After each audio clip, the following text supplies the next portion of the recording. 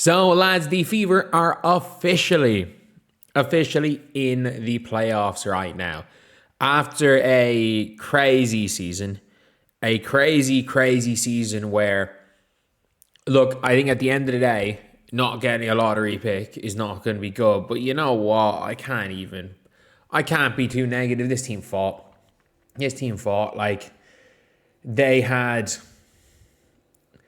and like, I didn't give them much. If you would have said at the start of the season, you would have given them no chance to make the playoffs.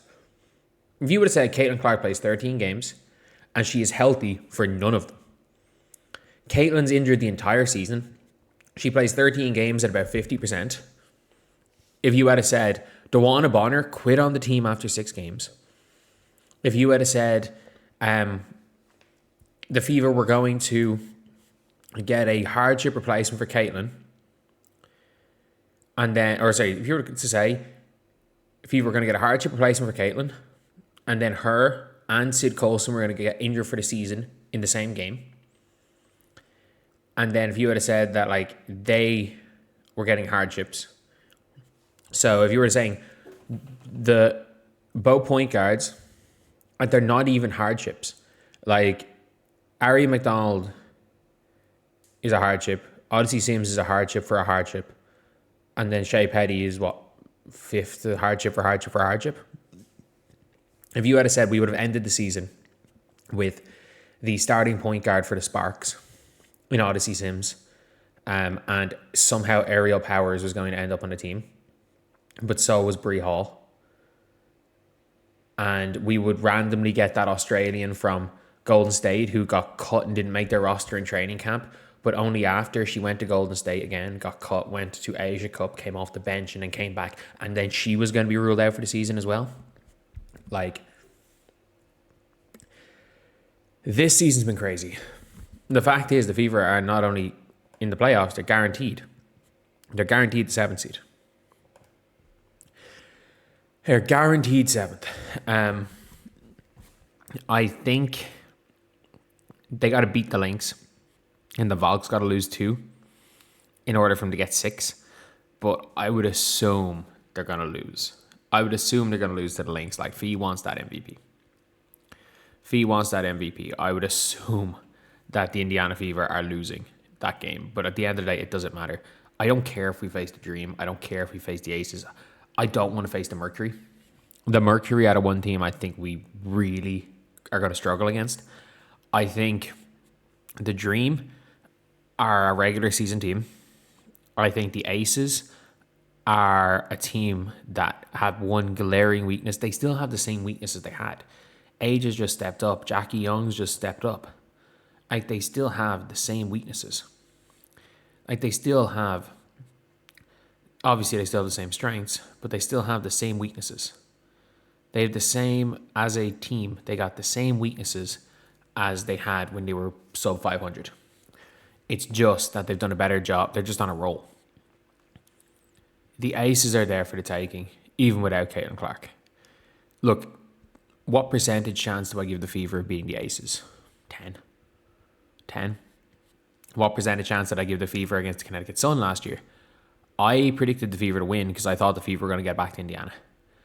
I literally said, and I was like, either this is going to be a sweep or the Fever win in 3, because I just felt like if the Fever got it back to Indiana, they were going to win. They couldn't get it back to Indiana.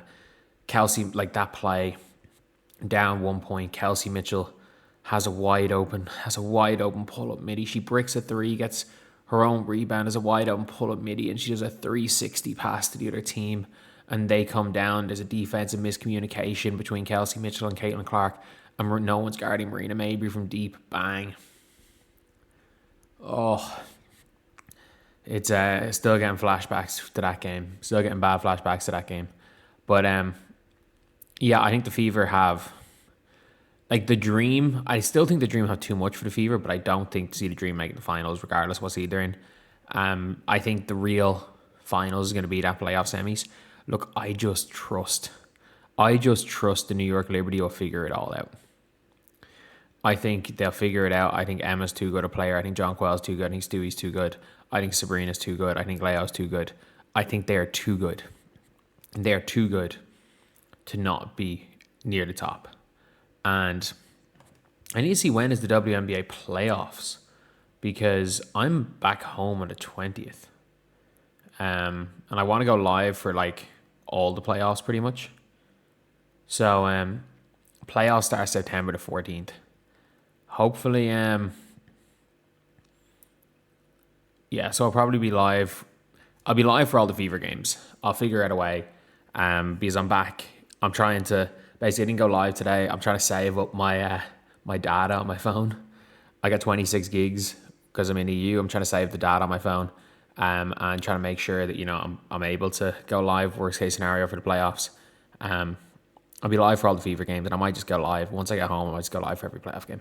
Like, there's nothing to be lost by it. There's nothing to be lost by just reacting to all the WNBA playoff games. Trying to think, I was like, do I own a jersey for every single team in the playoffs? I own a Kate Martin jersey. I own a Lynx jersey. I own a Liberty jersey.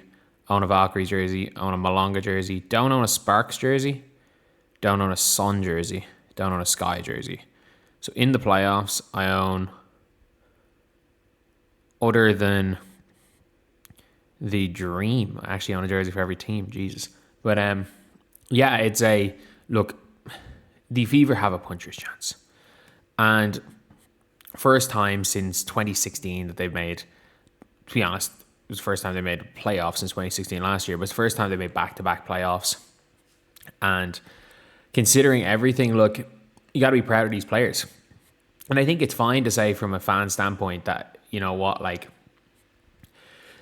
you'd like to get a good draft pick, but that's the problem with American team sports. That's the problem with American team sports, is that you are incentivized to lose rather than be in the middle of the pack, and the Fever are very much in the middle of the pack. So,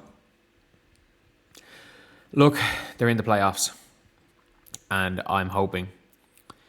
I really was hoping that, you know, Caitlin will be back for the playoffs, because like till September the 14th, I know it's only a week from now, but surely there's a way to ramp her up in a week.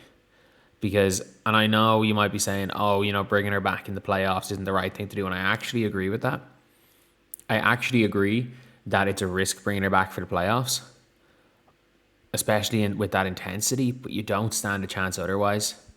You don't stand a chance otherwise, and if she's not feeling 100%,